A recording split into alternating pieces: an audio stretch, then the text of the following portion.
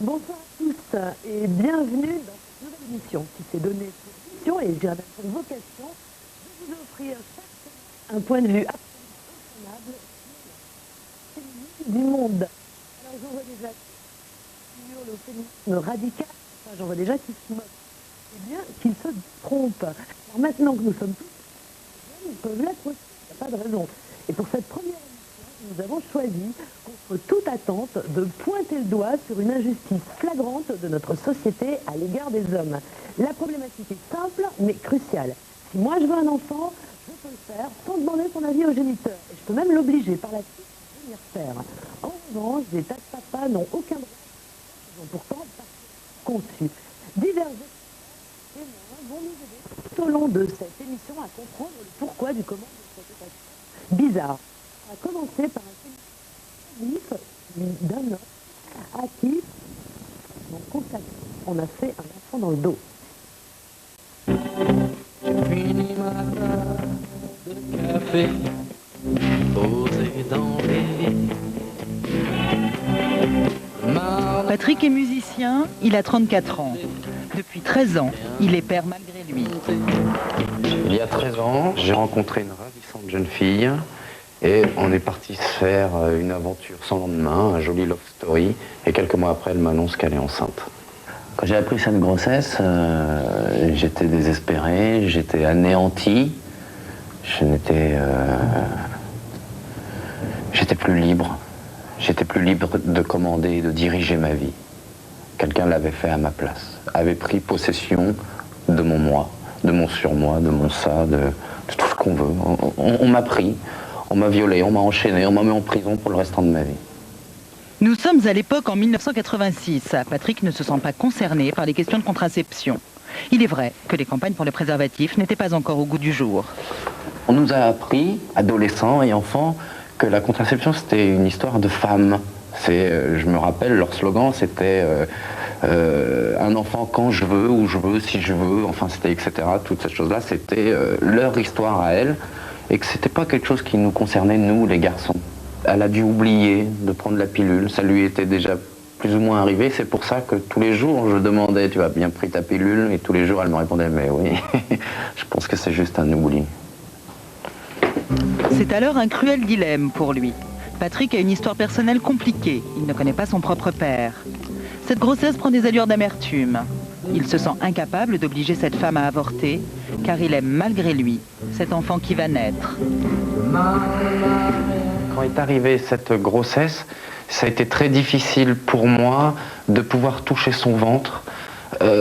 Parce que c'était mon enfant qui avait à l'intérieur, je voulais toucher mon enfant, je voulais communiquer avec mon enfant, mais je ne pouvais pas mettre mes mains sur cet enfant parce qu'il y avait ce ventre qui était là et qui était le corps de cette femme que je n'avais pas choisi pour faire mon enfant avec, mais mon enfant était à l'intérieur, je ne pouvais pas toucher. Il y avait cette relation physique qui m'empêchait de toucher mon enfant.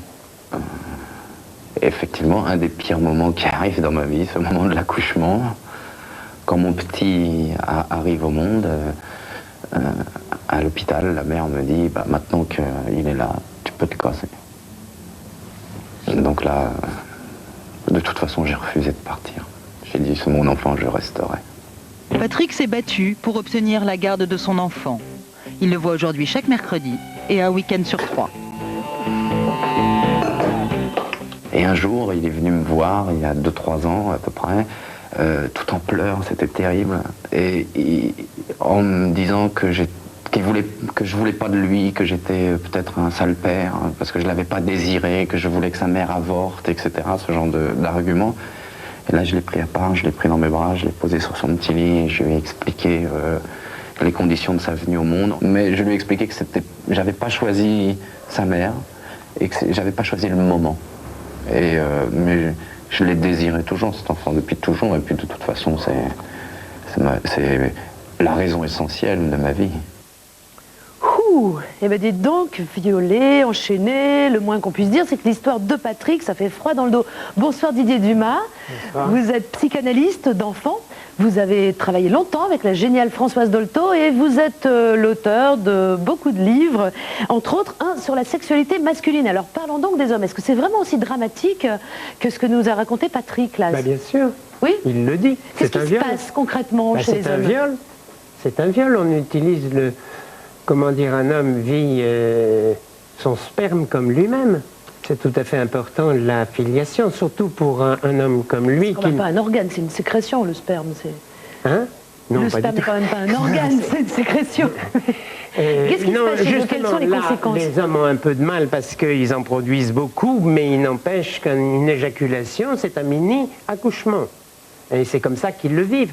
Donc ces hommes, quand on leur fait ça, ensuite, ils n'arrivent plus à faire l'amour, ils se croient impuissants. Ou alors, ils en arrivent à vous dire qu'ils ne veulent plus aimer, que c'est trop dangereux, et qu'ils limitent leur sexualité avec des prostituées. Donc ils ne sont pas impuissants? Non, c'est pas qu'ils sont impuissants, mais ils se croient impuissants. Parce que quand un homme n'arrive pas à faire l'amour, il n'attribue jamais ça à la femme. Bien sûr que ce sont les femmes qui sont responsables de l'érection et même de la qualité d'une érection. Mais l'homme, lui, il croit que tout dépend de lui. Et dans notre société, il n'a personne à qui en parler, en plus. En plus, sauf vous. Mais alors, à quel moment, ce qui m'intéresse, c'est à quel moment un homme devient-il effectivement un père? Parce que justement, on parlait de spermatozoïdes, ça commence pas à l'évidence avec le fait de semer un spermatozoïde, il y a toute une dimension symbolique. Comment ça se passe? À quel moment réalise-t-il qu'il est père? Les choses ont évolué, hein. Disons dans les générations précédentes, on devenait père le jour où l'enfant, vous nous appelez papa. Et les enfants, c'était les bébés, c'était pour les mamans. Les choses ont changé parce que les pères s'occupent de leurs enfants au même titre que les femmes et qu'un certain nombre d'inventions techniques favorisent la paternité. Le fait que maintenant ce soit les maris qui accouchent leurs femmes, c'est fait qu'ils sont tout de suite pères. Et ils le sont même avant, puisqu'on a l'échographie. Quand un homme voit son... C'est pas très concret. Si? Ah si, quand on voit son fœtus à 3 mois, on a un fœtus à 3 mois, il fait 10 cm, c'est un être entier.